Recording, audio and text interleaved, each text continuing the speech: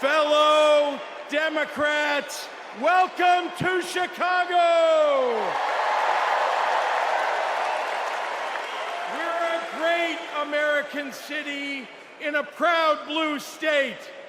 Our patriotism was formed in frost and in fire, and in the steel we forged to survive both.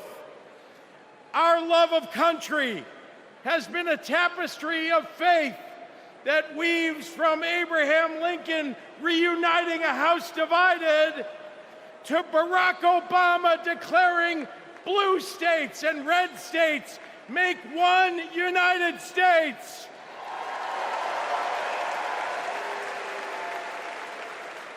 Now, Illinois' presidential pedigree is unmatched.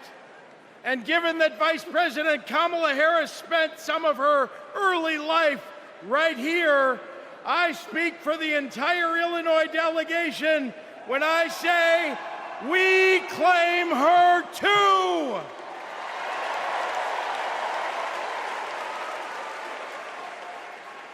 Now, one president we will never claim is the con artist the Republicans nominated in Milwaukee last month. Donald Trump once called Chicago embarrassing. To quote a great Chicagoan who won 6 world championships on these very grounds, we take that personally.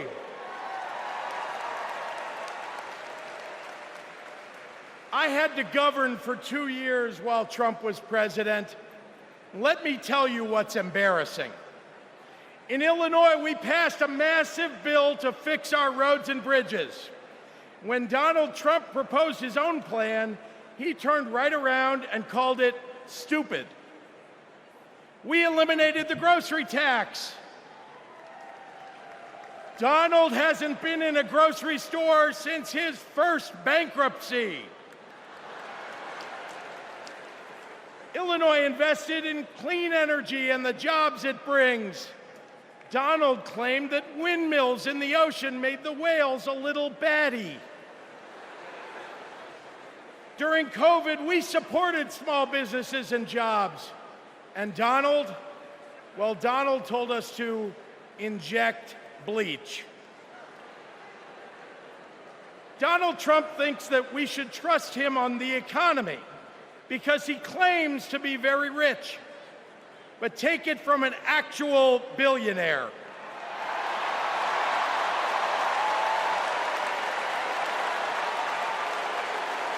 Trump is rich in only one thing: stupidity.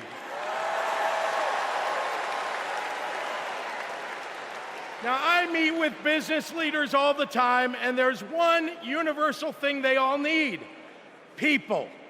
They need more workers to fill all the jobs they have. But the anti-freedom, anti-family policies of MAGA Republicans are driving workers away. Here's the thing.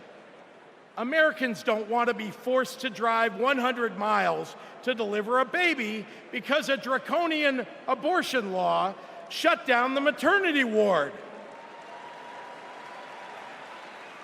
Americans want the hope of giving birth through IVF, not the fear that it might be taken away.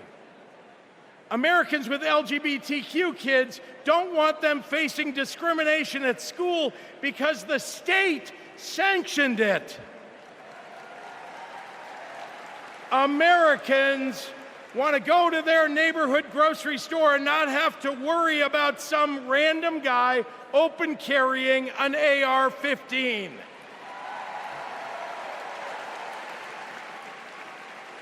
Americans don't want their kids to be taught in history class that slavery was a jobs program. And if Americans are black or brown, they want to get promoted at work without being derided as a DEI hire for the sin of being successful while not white.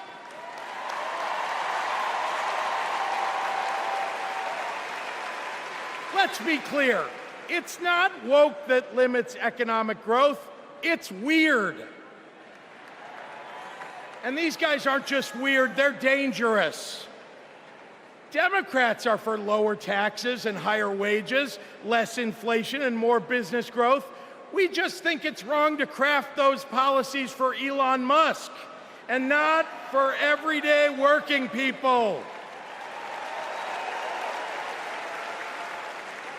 That includes a secure retirement and good health care. We think the government should help you prosper, not police who you're sleeping with. More than anything, Democrats want economic policies that are kind, not cruel. But Trump chooses cruelty every time. After all, everything he's achieved in his own life has been by hurting someone else. Kamala Harris and Tim Walz, well, they've spent their lives lifting people up, not pushing them down.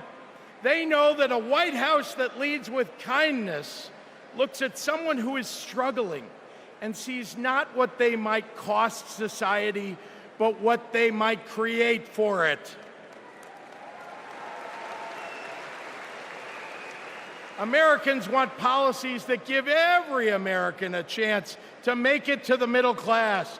They want to grow small businesses, and Democrats want to cut taxes for everyday people. More than anything, Kamala Harris and Tim Walz want a country where we can all live with a little serenity. The serenity that comes with a balanced checkbook, an affordable grocery bill, and a housing market that has room for everyone. And if there's one thing I know about Donald Trump, he's not bringing anyone any kind of serenity. We have a choice, America, between the man who left our country a total mess and the woman who has spent 4 years cleaning it up.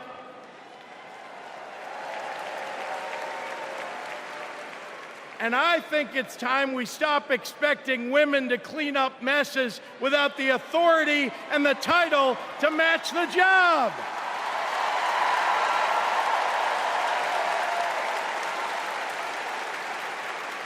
Vice President was a good title for Kamala Harris, but you know an even better one? President of the United States of America. Let's go get 'em!